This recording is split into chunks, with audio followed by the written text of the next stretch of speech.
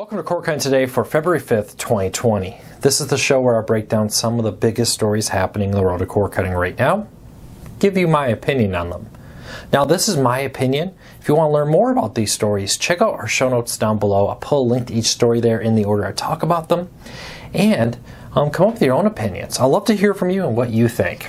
If you're new here, do me a favor, hit that subscribe button, hit that thumbs up. It really does help us because it lets YouTube know you enjoy what we do here, and hopefully we can help you break free from the high cost of cable TV and still watch the shows you enjoy. Now, real quick, special welcome again. A lot of new members and subscribers here. Thank you. I really appreciate it. I hope you're all having a fantastic week and a fantastic Wednesday. Tonight, 8 p.m. Eastern, Jess is going to be doing the Q&A. I got some stuff coming up, so just going to fill in some more and more on YouTube. So keep an eye out for that, but don't worry. We're going to try to keep the same videos coming to you, as always. But let's dive into it. But, don't forget, join us 8 p.m. Eastern. I really appreciate your support. Give Jess a warm welcome as she holds the Q&A tonight. I really appreciate everybody who comes all the time and is very supportful. I really, really do appreciate that. All right, let's get moving because a lot of news broke yesterday, starting off with YouTube Kids coming to the Fire TV. Now, this was announced last year. We confirmed it with Amazon that it is coming out in 2020 after it was delayed. Now, Amazon and Google has not officially announced why YouTube Kids wasn't released last year as first announced, but my sources tell me COPPA, which is the Child Online Protection Act, which has hit YouTube pretty hard recently, is likely the cause here. COPPA because of COPPA, YouTube TV, I should say, was hit with a pretty hefty fine for targeting ads towards children using YouTube. So ads were targeted to them. That apparently violated COPPA and has created, well, let's be honest, a little bit of chaos within the world of YouTube and with YouTube creators. I've even had to kind of reevaluate, make sure that we're fully in compliance and the videos we're making aren't targeted towards kids and that kind of stuff.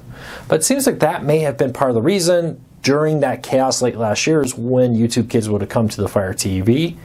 Now it's been slightly delayed, but they're hoping to do it this year. We're still waiting for that to happen though. Fingers crossed, I'll have an update very soon for you on this, but good news for everybody who's asking, YouTube Kids is still coming to the Fire TV. I just don't know when. But let me know. Are you excited? For me, honestly, I have a Roku where my kids' playroom is.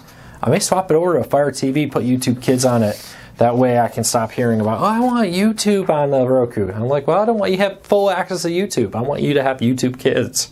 So I'm very excited about that. Lots of Disney news yesterday. Disney announced their earnings, and majority of the conversation, at least when I was listening to it, felt like it was all about their streaming services. So let's kind of run down a ton of Disney news related to streaming. Starting off with Mandalorian, the hit Disney Plus show, has a season 2 rough date that Disney announced is coming out in October. So you do have to wait till October. No exact date, unless I missed it. If they say like October 5th or something, let me know. But October 2020 is when this service or the new Mandalorian season will come to Disney Plus. So very excited for that. Leave me a comment. Let me know what are your thoughts on The Mandalorian. Are you a Disney Plus subscriber just for that show? I hear some people say they are. It's been wildly successful. So let me know. Speaking of Disney, Hulu is going to be expanding internationally again. So Hulu actually once was international, and there still technically is another Hulu, but it's not owned by Hulu anymore. So Hulu in Japan was sold off a long time ago, and it still runs, but as an independent separate section, or at least did. I'm not sure if it still does. Somebody correct me if I'm wrong there. But Disney now has announced that Hulu will be expanding internationally starting in 2021, rolling out to additional markets across the world. No exact dates on who will be first or where will be first, but hopefully Canada, Europe, Australia. I know I hear from a lot of you, Central America, Asia. I hear from all of you all the time. I love to have these services where I live. More and more often, it's becoming more common. Now, if you watch a lot of my videos, I've talked a lot about the fact that companies like CBS are trying to cut out the middleman. Hey, why do I have to strike a deal with a company in Canada if I can just release CBS All Access in Canada and people who want it can pay me direct without giving somebody else a cut of that money. Now Disney's kind of doing the same thing with Hulu and Disney Plus and others. I'm interested to see what happens there. So, are you from outside the United States? Where would you like to have Hulu? Are you looking for it in the UK, EU, Canada, Mexico, Brazil? Let me know. Australia, New Zealand? Where are you, and what service do you wish was there right now? Now, speaking of Hulu, you saw yesterday I predicted, according to our reports, that Hulu would top 3 million live TV subscribers. Now Disney has confirmed it, 3.2 million live TV subscribers. This makes Hulu the largest live TV streaming in the United States service. We gotta wait for Sling's numbers. I would be surprised though if Sling tops 3.2 million. Very possible, but slightly doubtful. They haven't been adding quite that many subscribers recently, but maybe they had a really good fourth quarter. Completely possible. Very excited about this. We'll keep a very close eye on it.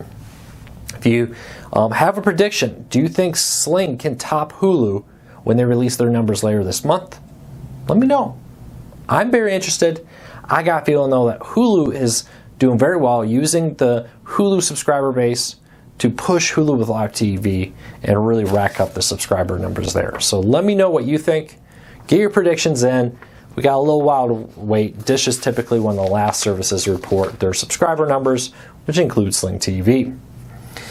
Disney Plus hit 28.6 million subscribers. A lot of them were Verizon, but a majority of them were not Verizon customers. A lot of talk about, oh, Verizon is going to give all these customers. A majority of Disney Plus subscribers aren't paying for it because they get free with Verizon.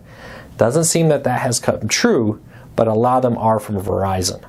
So let me know, do you think that number is going to go up? Or do you think people join Disney Plus because the huge hoopla at the beginning with everything happening with Disney Plus?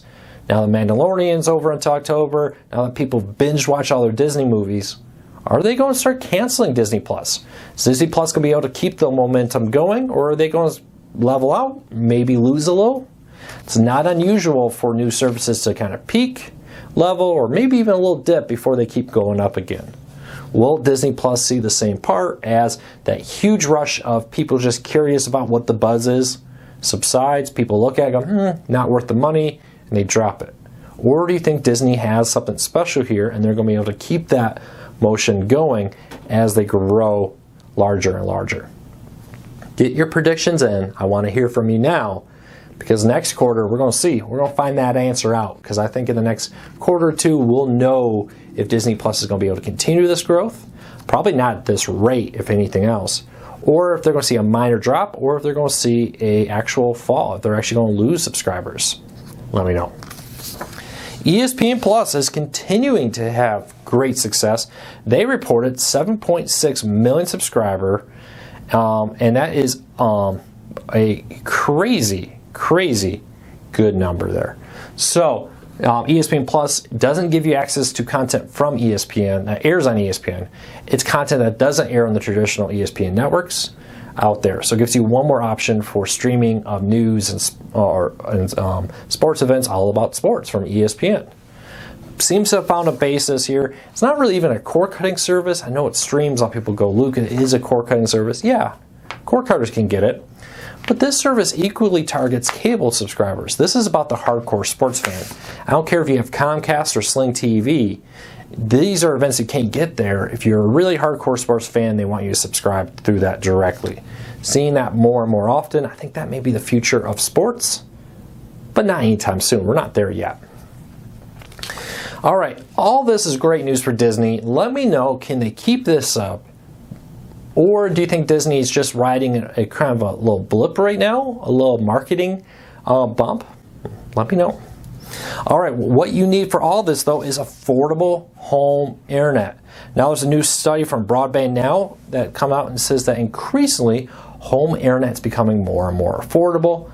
Love to know what you think about that. I know there's a lot of new internet services on the way, but they're not here yet.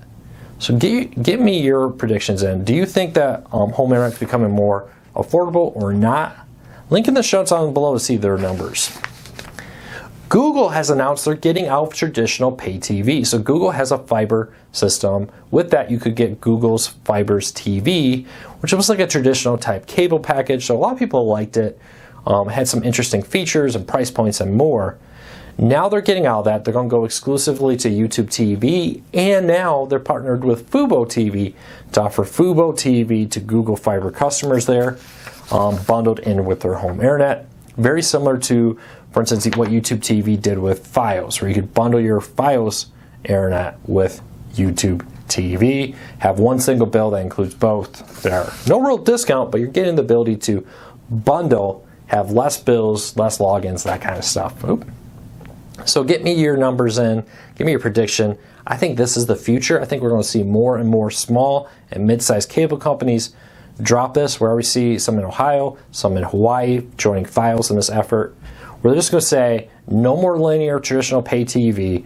If you want to have TV, we can sell you and get a referral fee, a internet service. YouTube TV seems to be really cashing in on this. And I'll be interesting to see. Now they got 2 million. They keep getting deals like this. You know, could that help them become one of the top 3? Well, they are the top 3, but one of the top 2 live TV streaming services. Very possible. Would not surprise me at all. But Hulu has the gas pedal down. Sling TV, though, they got the gas pedal down. But can they outrace Google and can they outrace Hulu? That's the question. Get your predictions in. All right, Super Bowl happened on Sunday. Huge event. Tons of people watching it. And according to Fox has finally released their streaming numbers. 3.4 million people streamed it on average per minute watching the game. Now that is very small compared to the total viewers. Antennas, traditional pay TV was much higher.